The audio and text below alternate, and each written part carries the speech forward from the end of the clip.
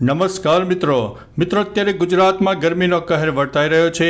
અગનગોળાઓ વરસી રહ્યા છે ત્યારે વાવાઝોડું, ગરમી અને પવનની આગાહી વ્યક્ત કરવામાં આવી છે। એપ્રિલ મહિનામાં જોરદાર પવન ફૂંકાશે તો ક્યાંક જોરદાર ગરમીનો માહોલ રહેશે। એપ્રિલ મહિનો ગરમીવાળો જોવા મળનારો છે। તો મિત્રો આજની વિડીયોમાં વાત થશે વાવાઝોડું, ગરમી અને પવનની અગત્યની આગાહી। સૌપ્રથમ વાત કરીએ તો દેશના 17 રાજ્યોમાં વાવાઝોડાનો ખતરો છે। આ રાજ્યોમાં આંધી વંટોળ સાથે ભારે પવન ફૂંકાઈ શકે છે। ઉત્તરાખંડ, ઉત્તર પ્રદેશ, બિહાર, હરિયાણા, પંજાબ, હિમાચલ પ્રદેશમાં વીજળી સાથે વરસાદની આગાહી છે। તો અરુણાચલ પ્રદેશ, ઓડિશા, આસામ અને મેઘાલયમાં ભારે વરસાદની ચેતવણી છે। તામિલનાડુ, કેરળ, તેલંગાણા, આંધ્રપ્રદેશમાં પડી શકે છે હળવાથી મધ્યમ વરસાદ। ત્યારે બીજી તરફ વાત કરીશું તો મિત્રો ગરમીની। આજથી ફરીથી ગરમી પડવાની શક્યતા છે।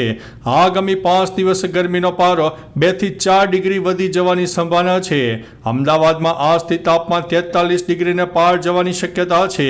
ત્યારે એપ્રિલ મહિનામાં ગરમી તમામ રેકોર્ડ તોડી શકે છે। એપ્રિલ મહિનામાં અત્યાર સુધીમાં આકરી ગરમી પડી છે અને એપ્રિલના 13 દિવસમાં 8 દિવસ તો એવા રહ્યા છે કે જેમાં 41 ડિગ્રીથી વધુ ગરમી પણ રહી છે। ત્યારે મિત્રો આગળ વાત થશે હવામાન નિષ્ણાત અંબાલાલ પટેલ શું કહી રહ્યા છે।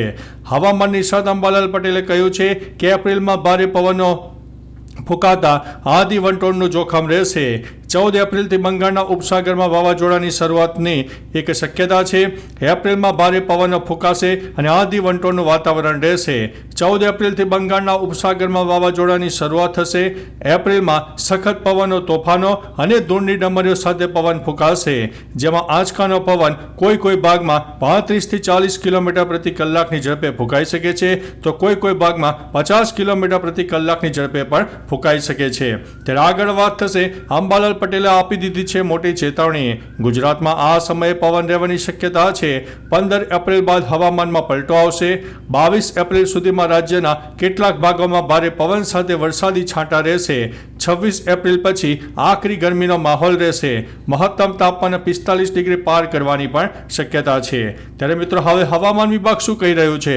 હવામાન વિભાગના ડાયરેક્ટર A.K. દાસે પણ કહ્યું છે કે આગામી 3 દિવસ લોકોને ગરમીમાં આંશિક રાહત મળશે। 3 દિવસ બાદ ફરીથી ગરમીનો કહેર શરૂ થશે। 15 એપ્રિલે કચ્છ, બનાસકાંઠા અને સાબરકાંઠામાં યલો એલર્ટ આપવામાં આવ્યું છે તો 16 અને 17 એપ્રિલે રાજકોટ, કચ્છ, બનાસકાંઠા અને સાબરકાંઠામાં યલો એલર્ટ છે। હાલ દક્ષિણના પવનો ફૂંકાઈ રહ્યા છે। આગામી 48 કલાકમાં 2 થી 3 ડિગ્રી તાપમાન ઘટશે। સૌરાષ્ટ્ર, કચ્છ, ઉત્તર ગુજરાતમાં 15 થી 17 એપ્રિલના રોજ હીટવેવની શક્યતા પણ રહેલી છે। તો ચાલો મિત્રો ફરીથી હવામાનની લેટેસ્ટ માહિતી લઈને મળતા રહીશો।